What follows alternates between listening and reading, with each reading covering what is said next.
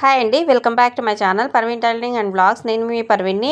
ఈ వీడియోలో వచ్చేసి 5 డ్రెస్సెస్ అయితే ఒకేసారి స్టిచ్చింగ్ అనేది కటింగ్ అనేది చేస్తానన్నమాట.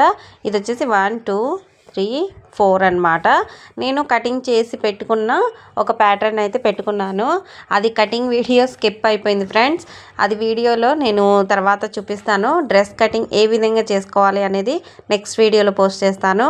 అది ఉంది నా దగ్గర వీడియో అయితే.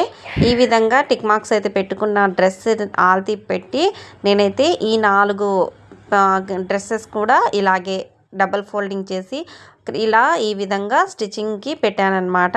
చూడండి, ఈ విధంగా మనము నీట్గా నెక్ దగ్గర నుంచి షోల్డర్ ఆర్మ్ రౌండ్ దగ్గరికి కింద భాగం అంటే కింద మనకు కింద సైడ్లో కొంచెం ఇంచు తగ్గులు ఉంటాయి కదా, అవన్నీ క్లియర్ చేసుకుంటూ నీట్గా మనము కదిలించకుండా అంటే మనమే లేచి కటింగ్ అనేది చేసుకోవాలన్నమాట.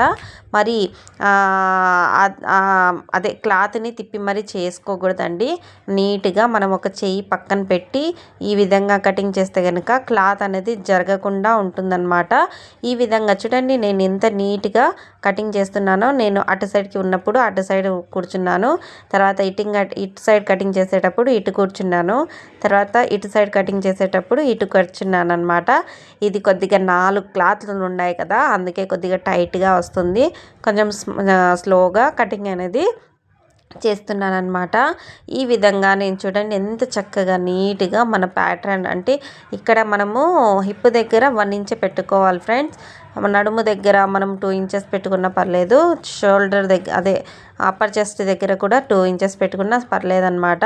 కానీ హిప్ బెల్ట్ దగ్గర మనం 1 ఇంచే పెట్టుకోవాలి, ఎందుకంటే అక్కడ పుర్రీలు తిరిగే అవకాశం అయితే ఉంటుందన్నమాట. అలా లేకుండా మనము నీట్గా ఈ విధంగా 1 ఇంచ్ అనేది పెట్టుకుంటే డబల్ ఫోల్డింగ్ చేసేటప్పుడు కట్ వస్తుంది కదా, ఆ కటింగ్ చేసేటప్పటికి 1 ఇంచ్ ఫోల్డ్ అయిపోతుందన్నమాట. అదే 2 ఇంచెస్ పెడితే కనుక ఎక్కువైపోయి మనకు పుర్రీలు అనేది తిరిగిపోయే అవకాశం అయితే ఉంటుందన్నమాట. చూడండి ఎంత చక్కగా నీట్గా మనం కూర్చొని ఆ విధంగా అయితే కటింగ్ చేసుకోవాలి. ఒకే సైజు ఒకే డిజైన్ ఒకే మోడల్ కాబట్టి నెక్కి వచ్చేసి నేను క్యాన్వాస్ పెట్టి నెక్స్ అయితే మారుస్తూ ఉంటానన్నమాట. బట్ మనకు బాడీ అండ్ అలాగే చెస్ట్ అదంతా ఒకే సైజ్ అన్నమాట. 5 డ్రెస్సెస్ కూడా ఈ విడిదే, అందుకే ఈ విధంగా అయితే కటింగ్ చేశాను. నేను ఈ విధంగా కటింగ్ చేశాను. ఏ కలర్స్ అయితే కటింగ్ చేశానో ఇక్కడ చూపిస్తాను చూడండి.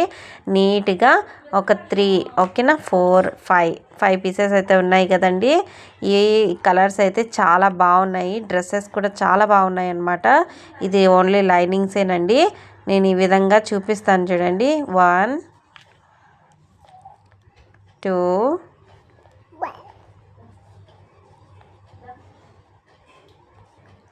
5 పీసెస్ అయితే ఇవి ఇలా కటింగ్ చేసి పెట్టాను అనమాట.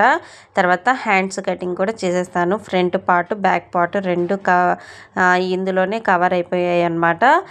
తర్వాత నేను బ్యాక్ పార్ట్ని కూడా ఈ విధంగా కటింగ్ చేస్తాను. మీరు ఎలా చేస్తానో చూడండి.